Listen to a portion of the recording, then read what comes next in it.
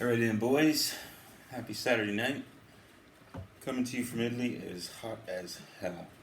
So let's talk about these WAZA Airs and the EV1-WL BOSS's expression pedal mini controller with attachable FS6 dual momentary switch. So one is that. The other one is this XSONIC version of the Airstep that just came out, and that's only been released in a beta version, and anybody who has an Airstep right now can go and get that and try it out, and it works directly with the WAZA. So if you have an Airstep, go and download it and try it. What we really need is consensus among the group as to what exactly this does and what would you like to see, because I'm sure Elroy and all the boys over there at Exonic, those guys rock. They come out with new stuff all the time, and that's what I would suggest you think about. New stuff, because they will continually update and change, kind of like Line 6 does with their Helix stuff, kind of like everything. So don't make rash decisions based on it. Are these things amazing? Yes, this is like the first post that I put in this group when I invented it a year ago, that we needed this, and now we have two in 1 week. So let's think about this slowly. When you got your WAZAs on, you're going to be using a phone with the app to control your 6 things. Try and put it on the right way around so I can touch it. What the EV1 does is it takes these 2 buttons and it transposes them onto the floor. So you can go up and down through your 6 presets, but that's 1, 2, 3, 4, 5, 6. 4, 6, 5, 4, 3, 2, 1, if you will. You can then, on the phone, change that on the fly, just like you would do when you're loading presets. So do you live with just 6 presets, or are you constantly changing stuff around? If you're like me, you're constantly changing stuff around and you have live sets and you're going through. So think about this. It's likely that you're going to want to be changing this around for a while, and then at a certain point you will slow down. You will have your WAZA Air preset that you love, and you'll set it up like that, and you'll just go and play for 10 minutes, 15, 20 minutes, and then you'll change up. That's all really well and good, but the EV1 does a lot more than that, and for 165 bucks, which is 165 bucks, guys, it's a lot of beer. This thing also runs USB out, and it also runs TRS out, and the TRS out can become a 5-pin out. So anything with 5 pins you can control. Any BOSS pedal with the TRS you can control, and you can control it via wireless. All 3 things work independently of one another. Think about that. So that's your EXP pedal. You can connect it up on the floor wirelessly and diddle along with your WAZA if that's all you're going to do. I guarantee you that is not all you're going to do. If that's it, then go ahead, choose one or the other. It will be cool either way. Both of them have apps, both of them can be reconfigured. But if you're like me, when I put these things on, I just want to chill out. So I would try and get both personally and use them in different ways. If all I want to do is wah, you got to have the wah pedal. If you had the wah pedal, get the EV1. If you have your own EXPs, and they have to be EXPs, a volume pedal will not do this easily, and a wah pedal will not do this easily. So it depends what you're doing. If you have a pedal board, like Perry, like me, like other guys, and you're shoving stuff in the front end of the WAZA, all your drive pedals, real gear, because you're practicing and you want this as like a musical sock to get the sound so you can do it late at night. There are other things to consider. There really are. I would seriously say slow down and watch what happens. Leif Pearson has got one working. Other guys have got their ones working because they all have the Airstep Lite, which is the super light, easy one, lower cost one, etc. Think about also the rest of the Exonic line.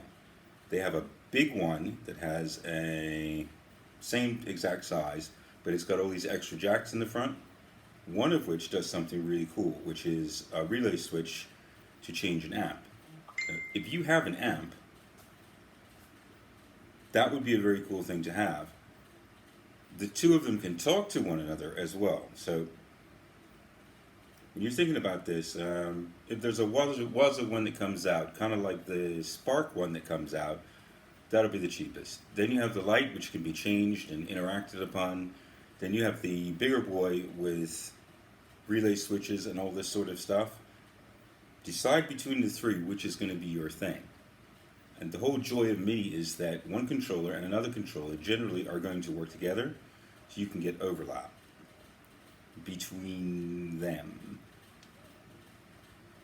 Go with that. If we can get back to the EV1, for me who uses these things kind of like Windstock, but also with my helixes or with pedals or with other stuff, I want as much control over this and the ability to take out just one thing at a time, one EXP like that. I don't really want to be messing around with controlling MIDI stuff. I'm a MIDI maven and go mad for this stuff, but once you set the thing up, this is my advice, get something that is totally configurable or find your way. The EV1 for me will also do work on computers if I don't have this, if I'm using, what's it called, bias effects or stuff like that. That will deal with all of that. It will deal with your DAWs, it will deal with editing, it will deal with all your post-production stuff wirelessly, and you can throw it on the floor and you can throw it in your bag and go. So both of these toys are super yay. How to sum it up. If you've got your EXPs wired with TRS and you want to have a pedal board and you want those 5 switches, then yes, this Exonic thing is going to rock. Decide which of the 3.